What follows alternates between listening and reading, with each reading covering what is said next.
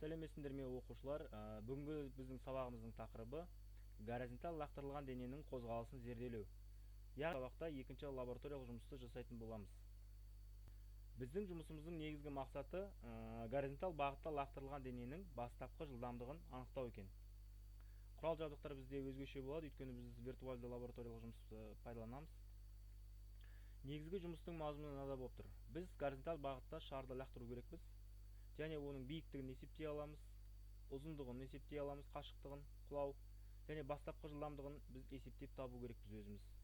Ол үшін біз уақыттың формуласы арқылы біз уақытты есептеп таба аламыз. Яғни Т тең болады 2H бөлінген G.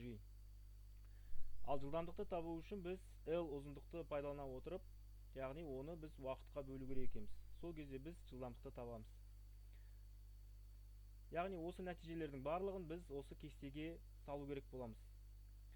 Біз бір мәрте жасап көрдік лабораториялық жұмысты. Қазір сіздермен екінші мәрте жасайтын боламыз. Мына сан мәндерді қазір өшіріп тастаймыз. Енді виртуалды лабораториялық жұмысымызды іске асырайық.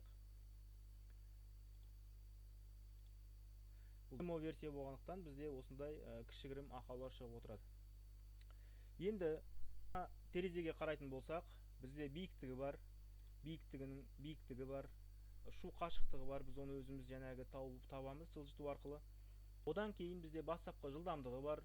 Еркін түсудегі жиіліктің 9,81. Және де бізде қарасаңдар, YX осьтері бар. Осы бізге X осі керек болады. Жаңағы шу қашықтығының жаңағы уақытын есептеу үшін. Енді біз жаңағы жұмысымызды бастайық.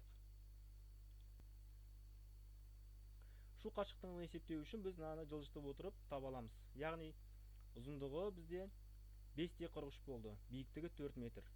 5,43, яғни мұнда жазып қоятын боламыз. 5,43, 5,43 бізде ұзындығы жаңағы биіктігі 4 метр болды. Жылдамдығын көріп отырсақ, өзі автомат түрде есептеліп тұр, 6 метр. Оны өздерің қосымша есептейтін боласыңдар. Уақытына келетін болсақ, уақытын қарайтын боламыз. Нарада 0,5, 0,6, 0,7, 0,8, яғни 0,9-ға келіп тұр екен. Ендеше уақытын жазамыз. 0,9. Енді екінші мәрте жасайтын боламыз, бірақ та біз случайныйды басып, мынаның биіктіктерін яғни өзгертуге болады. Өзгертейік. 1,81 дейді. Ал кеттік. Пуск. Енді бұның қашықтығын табу үшін апарып қоямыз. Қашықтығы 3,65 дейді. 1,81, 1,81, 3,65. 3,65. Жылдамдығы 6 метр секунд. Енді мына қызылға қарайтын боламыз. Бұл жерде бізде 0,65-ті көрсетіп тұр арада уақыты. Енді мұнда жазамыз 0,65 уақыты. Жылдамдығы 6 метр секунд. Енді үшінші мәрте жасайтын боламыз. Пуск. Қайта көрейік. Пуск. Міне түсті. Бұның қашықтығын есептеу үшін қашықтығы 4,85. 3,2, 4,85. 4,85. Қашықтығы 4,85. 4,85. Ал биіктігі 3,2 дейді. 3,2. Уақытын көрейік. Уақыты бізде көкті көреміз.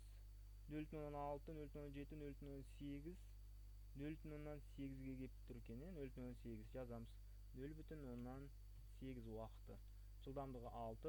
Енді орташасын есептейтін болсақ, орташасы да бізде 6-ға келетін болады екен. Өшіріп тастайық.